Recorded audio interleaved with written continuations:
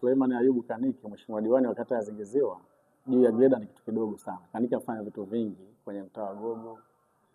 Kaniki alitatua kero katika mtaa wa Gogo ya barabara ambayo ilikuwa kipindi cha mvua, ikinyesha mvua kidogo tu barabara haipitiki.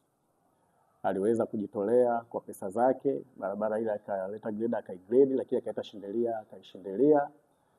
Pia akaitengeneza kwa kiwango cha zege kama vile barabara za mwendo kasi. Kuna barabara iliyokuwa bora kabisa katika mtaa wetu pale, ile njia kutoka kwenye msikiti wa kwa Mgwami kuja kuingia stendi ya zamani. Hilo ni tukio la kwanza kabisa Kaniki ambalo alilifanya kwenye mtaa wa Gogo baada ya kuchaguliwa kuwa diwani.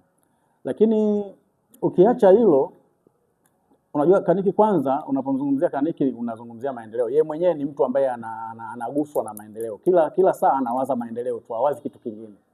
Na hasa hakuna kitu ambacho kinamkera kama kuona watu wanapitia changamoto. Changamoto inayowagusa watu basi ujue inamgusa yeye moja kwa moja.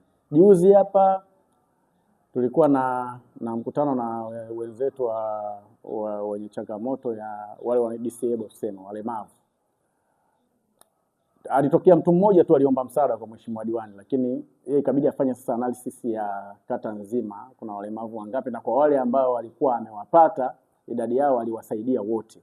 Kwa maana ya kwamba wote walipewa, kuna waliopewa baskeli, wengine walipewa viti wheelchair, na wengine walipewa misaada kadha wa kadha. Lakini bado kwenye jamii huko nje, kwa kina mama amegusa, kina mama wenye matatizo, baadhi wamepewa mitaji. Kuna wengine walikuwa wanauguliwa na watoto wao, wengine wanauguliwa na wazazi, kuna watu ambao wanaumwa, yani mmoja amegusa sana.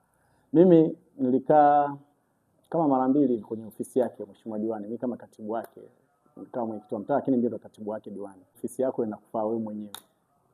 Watu wanaokuja pale, kila mtu akija kwanza anakuja na ushuhuda. Mimi mheshimiwa diwani amenipeleka, nimepata vipimo, ameninunulia dawa lakini dozi imeisha, alinunulia nusu dozi imeisha, nimefuata hela ya dawa nyingine.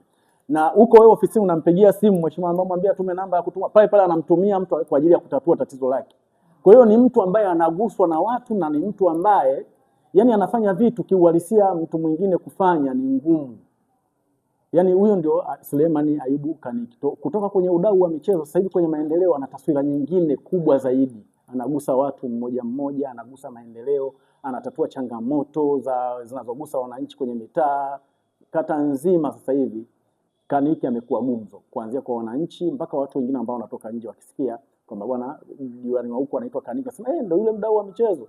Akija ukisikia hizo sifa zingine za ziada ndio anamaliza kabisa. Mimi labda nizungumzie kwa nafasi yangu kama katibu, kwa yale ambayo nayafahamu mheshimiwa diwani amefanya. Tuna kuwekeacha kivuko cha kwa Yusufu kile ambacho wamekijenga na kimewekwa taa, kivuko kinaitwa kivuko cha Kaniki, lakini kuna kivuko kingine kiko nyuma kwa makamu wa rais pale cha kinachounganisha Kibadeni na mtaa wa Zogwali. Amekijenga kwa pesa zake. Sasa hivi wananchi pale wanapita na magari madogo mpaka magari ya tani 3-4 yanapita. Jambo ambalo sehemu ambayo ilikuwa tayari mawasiliano yamesha katika kumemegeka wa huku. Huyo ndo Suleiman Ayubu Kaniki. Lakini nenda Ngobedi, kuna vivuko kamepeleka makaravati, kuna vivuko vimejengwa, Zingiziwa vivuko vimejengwa, sio kwa pesa ya jiji ninapozungumza hivyo, ni pesa yake anatoa mfukoni, anafanya hayo mambo. Kwa hiyo ni unapomzungumzia Kaniki na maendeleo, yani ukivigusisha hivi, yani kama moto unawaka, kitu cha ajabu sana. Kwa sababu kwanza hiyo barabara tayari wamepewa TARURA, wanakuja kujenga hiyo kwa kiwango cha changarayo, atatengeneza na mifereji. Lakini umeona hiyo kilichofanyika ni nguvu yake, amefanya yeye. Kabla TARURA hawajakuja ili wahamasike zaidi kutengeneza kwa kiwango kile ambacho wananchi wataridhika, yeye ameanza kwa pesa yake. Ameleta greda, amechonga. Kuna baadhi ya sehemu ameleta vifusi, hapo sokoni kuna mawasiliano yalikatika sehemu, lakini jana ameleta vifusi na greda, vifusi vimemwagwa, vimesambazwa, vimeshindiliwa. Leo hii barabara ukipita pale mkeka kabisa. Na hizo barabara zilikuwa zimepewa TANROADS, lakini kwa ucheleweshaji tu wa TANROADS yeye ameamua kufanya mwenyewe kwa gharama zake. Ameleta vifusi, ameweka, na hata hiyo barabara hiyo iko kwenye plan ya TANROADS, kuanzia pale nje ya panda ya benki kwenda mpaka moja kwa moja anaenda mpaka kule bondeni kwa nyumbani kwangu mimi. Lakini ameleta greda, ametia mafuta kwa pesa zake. Kuna baadhi ya maeneo ameweka vifusi, ameianza hiyo ili watu wa TARURA wakija sasa wasianze mwanzo katika sehemu wakakwama, bali wafanye muendelezo juu ya kile kitu ambacho yeye amekifanya. Kwa hiyo anafanya kazi kubwa sana na tunampongeza, tunajivunia kuwa na diwani Kaniki. Hatujapoteza. Kwa mujibu wa ratiba, unajua ofisi sio mtu mmoja. Ofisi maana yake ni kuna muunganiko wa watu. Hapa mimi mwenyekiti, lakini na wasaidizi wangu walikuwa watano. Kwa bahati mbaya mmoja ametangulia mbele za haki, Mwenyezi Mungu amrehemu. Kwa hiyo kuna zamu ya viongozi wenzangu, wajumbe wangu wa serikali ya mtaa. Mimi kwa mujibu wa ratiba iliyopangwa na mkurugenzi, ofisini nakaa siku mbili tu, siku ya Jumanne na Alhamisi.